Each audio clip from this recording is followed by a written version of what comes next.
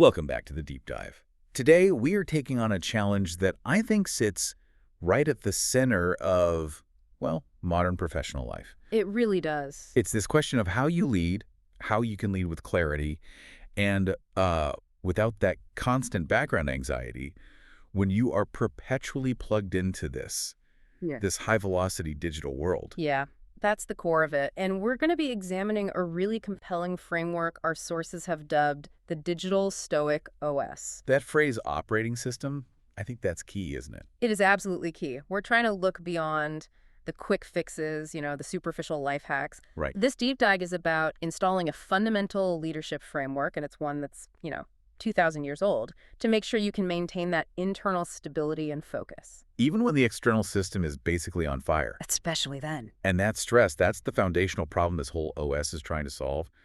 Our sources, they actually define this environment as the modern leadership paradox. That's a great term for it. I mean, think about it. We've built the most sophisticated, high-bandwidth, global communication tools in all of human history. Instant messages, real-time data feeds. Global teams collaborating across every single time zone. And yet, what's the flip side? The flip side is we are collectively suffering from what our source material, I think, very accurately calls a psychic pandemic. A psychic pandemic. That sounds dramatic, but it feels right. It's defined by just constant distraction, this pervasive anxiety, and a state of near-permanent reactivity. We're better connected on the surface, but somehow we're fundamentally more overwhelmed. Exactly. And this paradox, this tension, is forcing a massive shift in what it even means to lead effectively today. It makes you think about the old models, doesn't it? Yeah. We used to rely on these traditional, almost analog command structures. Absolutely. If you look at leadership, say, 50 or 60 years ago, authority was very centralized. It was about command, telling people what to do, dictating the tempo. Controlling the flow of information. But in the digital age, that model is It's obsolete. Completely. Information flows way too freely, way too rapidly for any single point of command to maintain total control. So the source material emphasizes this big transformation. It does. It says that where analog leadership was all about command, digital leadership has to be about clarity. Clarity. Yeah. If you are the leader who can provide that philosophical stability, that directional clarity in the middle of all the chaotic digital noise, you become indispensable. Yeah, that makes a lot of sense. So when people recognize they're overwhelmed, what do they usually do? They turn to the sort of low-hanging fruit of productivity advice. Of course. We're told to set stricter time blocks on our calendar or, adopt a specific Slack etiquette. Or maybe install the latest AI tool that promises to magically sort your inbox. And look, those things are fine, but they're treating the symptoms, not the disease. Not the cure. Not at all. Our source material argues that these little pieces of advice are just software patches that you're applying to a fundamental hardware problem. So you're trying to fix systemic exhaustion and psychological fragility with a better note-taking app. Exactly. It just doesn't address the root vulnerability. So the mission of this framework, then, is to skip all the temporary hacks and actually install a durable operating system, one that manages the internal infrastructure. And prevents those crashes that come from external stimulus. Precisely. We need a fundamental change in the relationship between the leader's mind and this digital environment. And that's where the digital Stoic OS comes in. That's where it comes in. And it's not just a philosophy class. Even though it draws heavily from Marcus Aurelius, Seneca, Epictetus. It's more practical. It's a direct translation of their ancient wisdom into a modern execution strategy, one that's really tailored for the velocity and the complexity of the digital economy. And I think is absolutely vital here to highlight the distinction the framework makes. Oh, this is so important. Between this disciplined approach and what the sources call bro-icism. Or that toxic hustle culture. Yeah. We've all seen it. That superficial application of Stoic-sounding maxims, the idea that it's all about, enduring pain or crushing the competition. All for the sake of dominance. And that misunderstanding just fundamentally misses the entire point of Stoicism. So what's the real point? Well, that toxic version, it uses endurance as a means to achieve external control. The digital Stoic OS is the complete counter-thesis. So it's about internal control. Exactly. It focuses entirely on systemic stability, ethical engagement, and most importantly, high-velocity execution without the burnout. The goal isn't dominance. No. The goal here is equanimity, that internal balance, that unshakable composure for the sake of clarity, not for dominance over other people. I see. So the internal stability is kind of the engine. Right. And the clarity that comes from it, that's the competitive advantage. That's it. If you aren't spending all your emotional energy managing anxiety and reactivity, all of that energy can be redirected into execution and, real strategic thinking. It's radical efficiency, but achieved through emotional maturity. You got it. Okay, let's unpack the core conflict here, the one that necessitates this philosophical operating system in the first place. Yeah, the source identifies the central challenge of, let's say, 2025 leadership as this conflict between human wisdom versus algorithmic velocity. Ooh, I like that phrasing. Human wisdom versus algorithmic velocity. It immediately points to a speed mismatch. A huge mismatch. The system is just moving faster than the human can process things ethically or rationally. So we have to acknowledge that the algorithms, the ones driving our news feeds, our communication channels, even our internal business tools, They are engineered to move faster than our inherent human capacity for, say, ethical reflection, for deep thought, for long-term focus. They are designed to reward immediate reaction. and that speed, it's not neutral, it's almost weaponized against our cognitive weaknesses. It is. The source states that these digital tools are explicitly designed to hijack the dopamine centers of the brain. It's not passive consumption then. No, it's a perfectly optimized, constant loop. You get a ping, a stimulus, you check it, you get a mini reward, you have an immediate reaction, and then it repeats all day long. And that creates this state of perpetual reactivity. Your lizard brain is basically running the show. And as a leader, if you are constantly reacting to a market fluctuation, a rival's announcement, an angry email, you are not setting the agenda. You're being led by the next notification. You are. So the Stoic solution has to be to recover that critical gap, that space between the stimulus and your response. This feels like the oldest instruction in the philosophical playbook. It is. But it's become profoundly technological now. It has. So let's start with Epictetus. He gave us that famous observation. Men are disturbed not by things, but by the views which they take of them. So how does a modern leader translate that? How do you use that to debug a stressful digital environment? Well, let's take a common tech world stressor. Say a major server outage happens. Okay, so the physical event is the database is down. That's a technical problem. Right. But the disturbance, the suffering, is the immediate accelerated narrative that we layer on top of that event. That's what the source calls debugging the narrative. Exactly. The stress isn't the outage itself. The stress is the instantaneous mental script that runs the moment you see that alert. The script that says, this outage means I'm incompetent. It proves my team is failing. My job is on the line. The CEO is going to be furious. That narrative, which is fueled by anxiety and accelerated by real-time messaging like Slack, that is the actual stressor. So the beauty of this digital Stoic OS is that it's designed to interrupt and dismantle that internal script. It creates that tiny space for wisdom to get in. It's a mental intervention. And if you think about Epictetus's focus, he spoke obsessively about guarding the doors of your mind. He was basically predicting the attention economy. 2,000 years early. He understood that whoever controls the inputs to your mind controls your peace, your priorities, and ultimately your freedom. And today, those inputs aren't just, stray thoughts. They are engineered attacks on our focus. They really are. The firewall analogy here is perfect. If the smartphone is the ultimate personalized slot machine, then Stoicism needs to be the philosophical firewall protecting the integrity of your decision-making center. because what's being harvested is your attention. The single most valuable commodity in the digital economy. And if you lack a strong philosophical firewall, you are essentially a free resource. You're a slave to the priorities and anxieties being injected into your system by other people. Okay, so let's get practical. Let's look at the 3 specific components of this firewall. These are like the installation scripts for protecting your cognitive resources. Right. The first component is input filtering. This means actively rejecting junk data.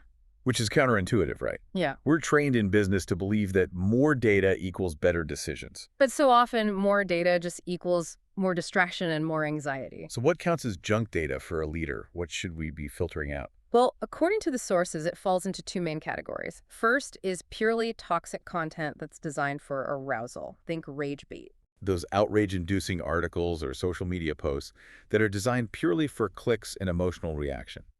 A Stoic leader recognizes that consuming that data is a form of self-harm. You're just generating unnecessary internal conflict. The second category is irrelevant metrics. Irrelevant metrics. Mhm. Can you give me an example of a metric a leader should be actively filtering out? Oh, absolutely. Think about the classic vanity metrics versus activation metrics.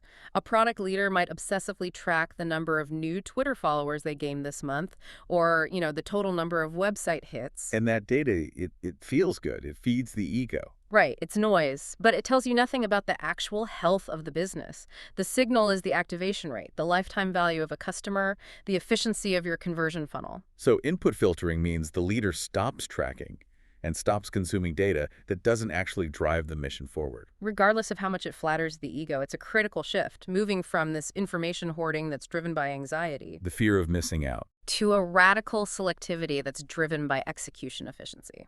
Okay, so that's input filtering. What's the second component of the firewall? The second component is latency management. This is the practical application of recovering that gap we talked about. The space between stimulus and response. Exactly. It requires intentionally slowing down your reaction time to emotional triggers. But the natural reaction, especially in a high-speed messaging culture like with Slack or Teams, is immediacy. Mm. We feel this pressure to respond within seconds. And that pressure is biologically damaging. A critical email lands or a key vendor sends an angry message. The immediate biological impulse, it's often a cortisol spike, is to react instantly. Defensively or aggressively? Latency management is the discipline that says, stop, the system is spiking. Do not hit send for 10 minutes, write the draft if you have to, but then walk away from the keyboard. It's an acknowledgement that your immediate emotional state is often the worst possible filter for communication. It absolutely is. That mandated delay allows the spike to dissipate, and it lets your rational executive function regain control before you commit resources or, damage relationships with a reactive decision. And that intentional delay, that latency, it allows you to engage the third component of the firewall. Right, which is throughput control. Throughput control. This is the final filtering stage. It's about consciously deciding where your deep processing power is going to be allocated.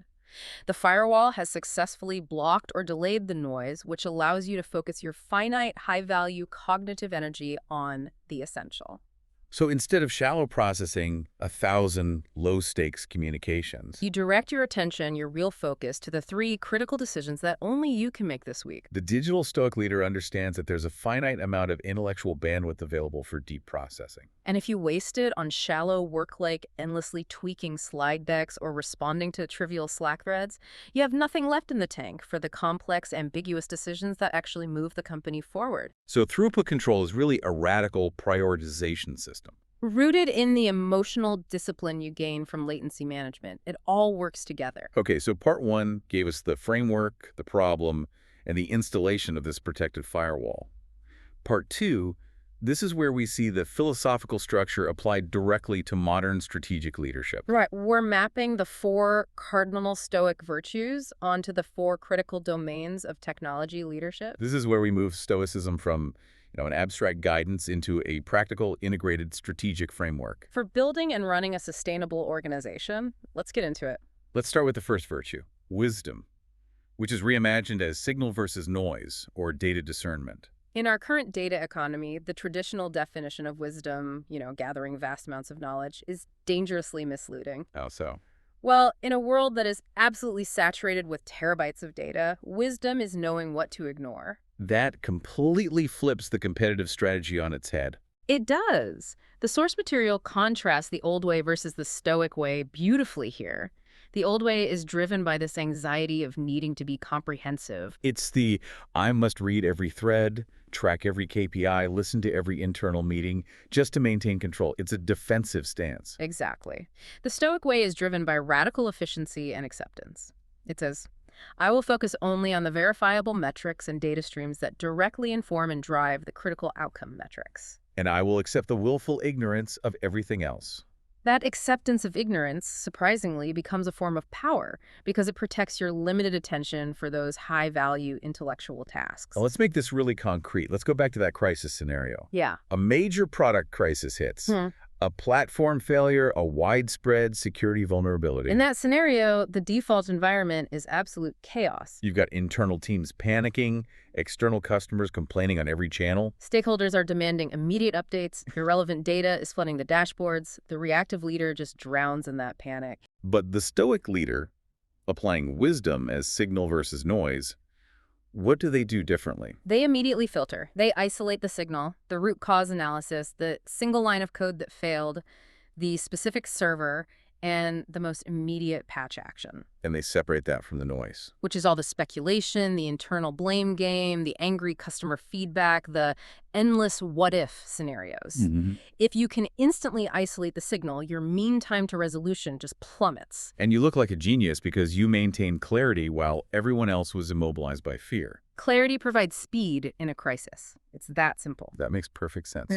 Okay, moving to the second virtue, temperance, which is reframed as digital boundaries or system preservation. Yeah, and we often associate temperance with, some kind of puritanical self-denial or just moderation. But here it's far more strategic. It is. The modern definition is system preservation. Temperance is the tactical discipline that's required to disconnect from what we call the global hive mind. The constant pull of connectivity. Right, and you do it specifically to preserve your cognitive bandwidth for deep, complex, creative work. So it's not a moral issue, it's a resource allocation issue. You're treating your decision-making capacity like a finite, non-renewable resource that has to be guarded. Precisely.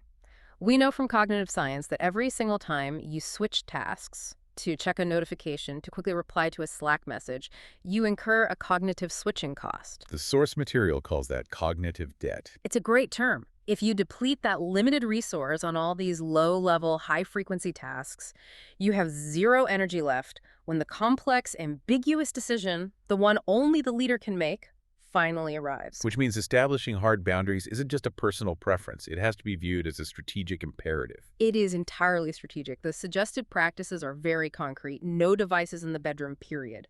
Hard cutoff times for Slack and email, say 7 p.m. to 8 a.m. And these aren't adopted because you're, old-fashioned or antisocial. Not at all. They're adopted because you recognize that continuous connectivity leads to chronic cognitive debt.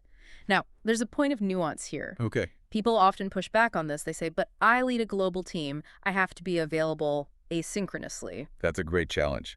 How does a Stoic leader balance this need for temperance with the realities of global operations? The key is to schedule the disconnection. A leader needs to distinguish between synchronous and asynchronous communication. So it's not about being completely unreachable. No. They can manage essential late-night communication by scheduling a specific, dedicated 15-minute window before bed to check high-priority alerts from global teams, rather than having their phone act as an always-on vibrating leash. You control the input instead of letting the input control you. You apply discipline to the necessary exceptions, which preserves the rule. That makes a lot of sense. Let's tackle the third virtue, justice, which maps onto ethical AI and humane tech. And the sources identify this as the most overlooked virtue in the modern tech economy. Why do you think that is? Because justice is the commitment to the common good. It's working toward the benefit of the entire ecosystem, including your users and society, not just the company's bottom line. And this is where that algorithmic velocity collides violently with human morality. Right. We're entering an era where deploying advanced AI agents and automation is creating these profound ethical dilemmas. And they're often accelerated by that old mandate to move fast and break things. So give me some examples. Well, consider this. We now have the technological capability to deploy AI that maximizes user engagement metrics by preying on known psychological vulnerabilities. It keeps them hooked. Even at the known cost of the user's mental health. Right. Or we can automate vast swaths of white-collar work purely for quarterly efficiency without any humane plan for the displaced workers who trusted the company. The algorithm can optimize for shareholder value, but who is optimizing for human value? That is the question that justice demands we ask. The Stoic stance, according to this framework, is to recognize that technological capability does not equal ethical permission. Just because you can build it. Doesn't mean you should. Just because you can train a powerful language model or automate a process or optimize for a dark pattern doesn't mean it's the right thing to do. So the leader has to constantly apply the friction of the should we question to the speed of the can we. Yes.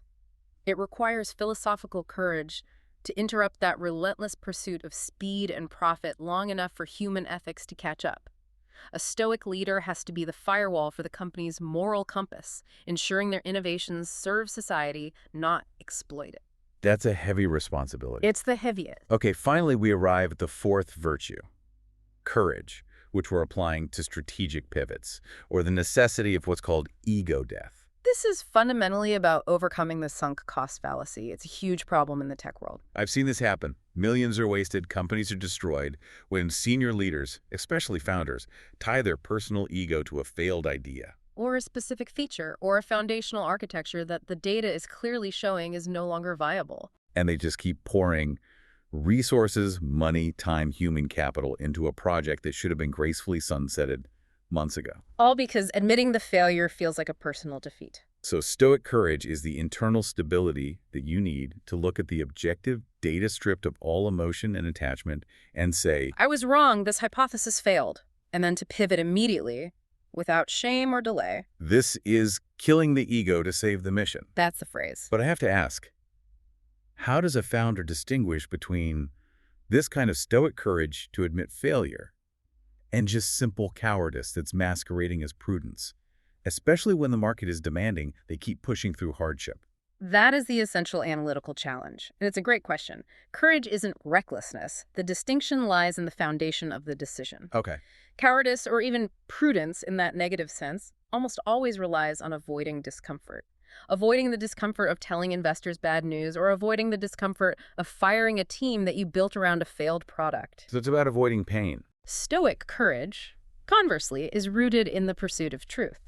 The data is the truth. Exactly. Courage is embracing the temporary discomfort, the pivot, the admitting of error, because it aligns with the objective truth that's shown in the data. Can you give an example? Sure. Clinging to a monolithic code architecture when microservices are clearly required for you to scale is not courage. It's clinging to comfort and familiarity. Stoic courage is the willingness to accept the massive technical debt and rewrite the entire foundation because the data demands it. That admission of error actually proves your commitment to the long-term health of the organization. Far more than blind persistence ever could. It requires immense internal stability. If your self-worth is tied to your character, your willingness to seek truth and execute on it, then the painful pivot is actually a demonstration of virtue. And therefore, it's a personal win. It completely redefines success. Success becomes internal. Clarity, truth, and effective action. Failure becomes external. Just another data point to analyze. Okay, we've covered the philosophical architecture and the strategic mapping. Now we have to transition to the actionable side, the execution protocols. Right. How does this philosophical OS actually perform on the ground? Now, on a Tuesday morning when the server is actually down and the anxiety is real. This is where we install the practical scripts for immediate application. These protocols are designed to bypass that immediate biological spike and ensure effective action. Let's start with Protocol A, the Stoic pause, or managing that critical latency. Okay, we've set the context. You just received the email with the subject line, urgent, major client outage, need explanation ASAP. Or maybe a passive-aggressive, high-stakes stakeholder email demanding an immediate response to an issue that isn't even your fault. The default setting is the cortisol spike, the rush of blood, and the biological impulse to defend, to excuse, or to counterattack in whatever digital medium you're using. So the Stoic pause is a physical intervention. It's designed to break that chain of emotional reaction. It's a 4-step sequence that buys you the critical 60 seconds of latency you need to engage your rational brain. Step 1, stop. And this is a physical break. You remove your hands from the keyboard, you lean back from the screen. This physical separation signals to your body that you are not in immediate physical danger. Step 2, breathe. The source recommends the box breath, that 4-4-4-4 rhythm inhale for 4 seconds, hold for 4, exhale for 4, hold for 4. And this is more than just a mindfulness hack. Oh, it has a real physiological purpose. Deep, regulated breathing signals to the vagus nerve that the crisis has passed. It effectively overrides the immediate fight-or-flight response, and it calms your sympathetic nervous system. It physically forces your body out of panic mode. Step 3, dissect. This is the moment of pure discernment. You ask the pivotal question, is this a catastrophe or is it just an inconvenience? If the server is down, it's a high-stakes inconvenience that has to be resolved. But it is not an existential catastrophe that requires personal despair or a public meltdown. This step reestablishes perspective. Most things that feel like a catastrophe in the moment are merely inconveniences or temporary setbacks that the team is perfectly capable of resolving. A catastrophic email from the CEO demanding answers is an inconvenience in its tone, but the underlying facts are manageable. Dissection separates the tone from the truth. And then, step 4, execute. You respond only to the facts and the necessary actions, completely ignoring the emotional load, the implicit accusations, or the aggressive tone of the initial message. That 60-second investment is profoundly valuable. The source suggests it prevents 90% of corporate conflict, which so often stems from reaction, not action. And that pause is the functional difference between the leader, who operates from strategy, and the manager, who operates from immediate reaction. It's an investment of 1 minute to save hundreds of hours of emotional repair work down the line. You got it. I can see how powerful that is. Now let's move to Protocol B, Premeditatio Malorum, or the product pre-mortem. This is proactive, not reactive. This is one of Seneca's most enduring techniques, the deliberate contemplation of potential adversity. The context is you're launching a new feature, a massive integration, or entering a new market. And the typical mindset is often characterized by this: over-optimism, manifesting success, and just ignoring legitimate risks. Which means those risks, technical debt, market rejection, internal misalignment, are left unaddressed until they manifest as a spectacular failure later on. So how does the protocol work? It applies Seneca's foresight directly to agile management. You gather the project team before the project even officially kicks off, and you frame the exercise with this prompt. Imagine it is 6 months from now, and this project has failed spectacularly, resulting in the worst outcome possible. Now spend the next hour brainstorming. Why did it happen? Wow. That is an amazing use of negative visualization. It immediately creates psychological safety, doesn't it? It really does. Normally, a junior team member might be whispering concerns about, say, an untested third-party API or a compressed timeline leading to technical shortcuts. But they're afraid of being labeled as pessimistic or not being a team player. This exercise gives them explicit permission space to voice those specific fears. So the leader gets to hear about the specific potential bugs in the system, the structural weaknesses, before a single line of code is even written. They get to fix the failure points when they are cheap to fix at the planning stage, not when they are catastrophic and expensive 6 months later. And this isn't pessimism. No, it is what the source defines as anti-fragility. By deliberately examining how you might fail, you make your project and your team more robust against the inevitable stresses of the real world. That's a sophisticated preventative risk management tool disguised as a simple philosophical exercise. Okay, the final protocol is maybe Epictetus's most foundational teaching. It really is. The dichotomy of control applied to OKRs versus KPIs. The context here is the high-pressure environment of the modern business cycle. Specifically, things like quarterly business reviews, QBRs, and the constant overwhelming stress of trying to force market outcomes. Leaders and teams burn so much emotional energy trying to control variables that are ultimately chaotic and external. And Epictetus taught us that the difference between a miserable life and a fulfilling one is recognizing the precise line between things that are up to us and things that are not up to us. So how does that map to business? Well, in the business world, that dichotomy is perfectly reflected in inputs versus outcomes. Let's clearly define what is not up to us. The outcomes. The outcomes. The stock price, the exact revenue target you set 6 months ago, or the viral spread of a new campaign. These are chaotic variables dictated by millions of external forces, competitors, geopolitical events, user whims. They are ambitious goals, but they are not under your direct control. Right. And what is up to us? The inputs. The inputs, or the measurable outputs. The quality of the code we ship, the number of sales calls we execute, the efficiency of our ad spend, the effort we put into refining the product experience. The clarity of our internal communications. These are actions that are directly within the team's power. And the digital Stoic leader focuses 100% of their emotional and cognitive energy on optimizing those controllable inputs. So they set ambitious goals. Of course, Stoicism is never an excuse for low effort, but they practice emotional detachment from the uncontrollable outcomes. This means if the team executes flawlessly on their inputs, high code quality, 99.9% uptime, reaching every key activity metric, but the market shifts due to an unforeseen global event, and they miss the revenue target. The leader doesn't blame the team or collapse into self-recrimination. They celebrate the input excellence and analytically dissect the external market shift. And crucially, they prevent the team from internalizing an external failure. That deliberate detachment from chaotic variables fosters the highest form of psychological safety. The safety you need to innovate and take risks without that debilitating fear of punitive failure. The leader rewards effort and focus, not merely fortune. Okay, to bring this entire OS framework to life, let's look at the powerful case study provided by the source material.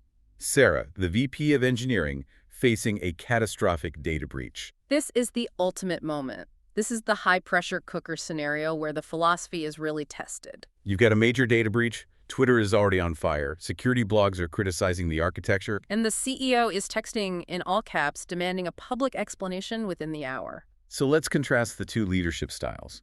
The reactive leader immediately enters chaos mode. Right. They assign blame, often publicly scapegoating a junior member. They make these impossible emotional public promises. We will have 100% zero downtime and all data recovered in 48 hours. And then they just drive the team to exhaustion, which introduces more human errors into the patch process, ensuring a secondary crisis. But Sarah, the digital Stoic leader, operates from a place of radical calm thanks to her OS. First, she applies Protocol A, the Stoic pause. She physically stops, she takes the box breath, and she dissects the situation.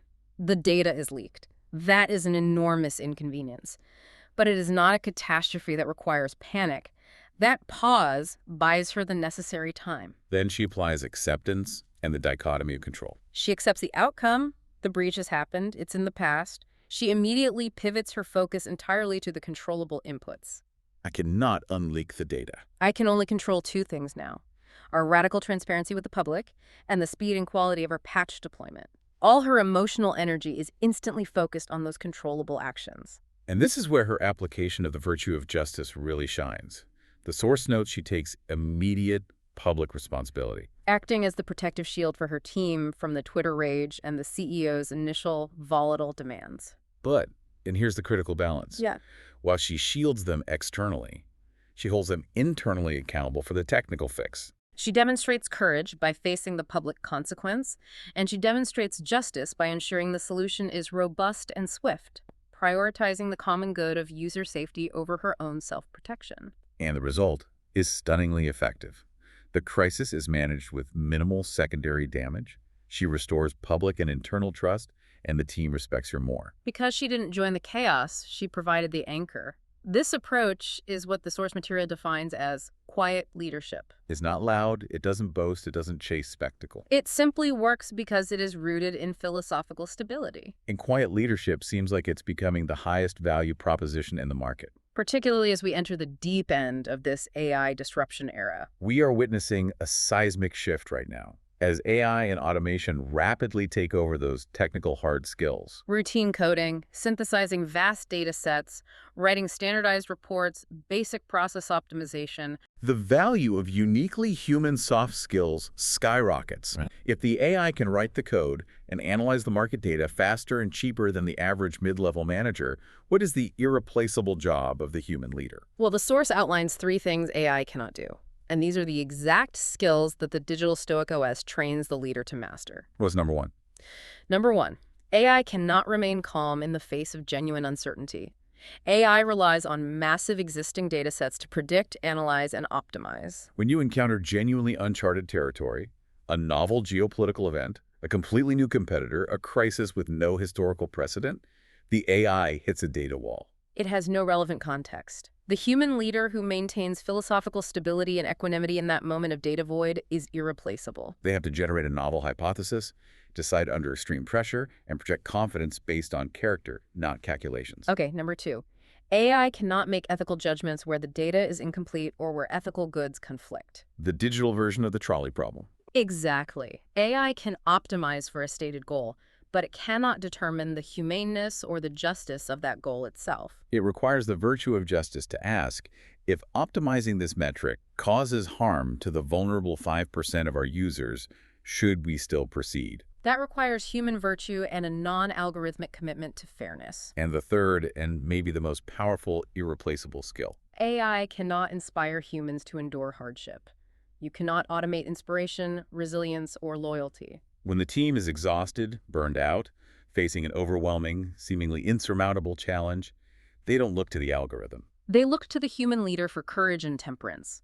They need the leader who can stand firm, show vulnerability, and demonstrate the principled path forward. So in a world that's dominated by machine intelligence, philosophical stability becomes the human leader's ultimate competitive advantage. Stoicism becomes the essential training manual for the only skills that will truly retain high value. The message is, install the OS or become obsolete. That is the mandate our sources present. And as we synthesize everything we've discussed, the virtues, the protocols, the firewall, it is crucial to reiterate the source's final point. Which is, This is not a one-time certification or a weekend course. It is a daily, committed practice. it's the conscious choice to put the phone in the other room at dinner, denying that dopamine hit. It's the microaction of applying the 60-second pause before sending that angry Slack reply. It's the continuous work of input filtering. And let's definitively push back against that old misconception that stoicism equals passivity or fatalism. The source is absolutely clear on this. This framework encourages ambitious action detached from outcome, So a true digital stoic leader works harder and more effectively than their peers. because they are not wasting precious mental energy on anxiety or defending their ego or getting entangled in corporate conflict. They are pure, focused execution machines. And finally, we have to touch on the crisis of burnout, which is just endemic across high-growth industries. The sources point out that burnout often stems not just from hard work, but from moral injury or the effort-reward imbalance. That is profound.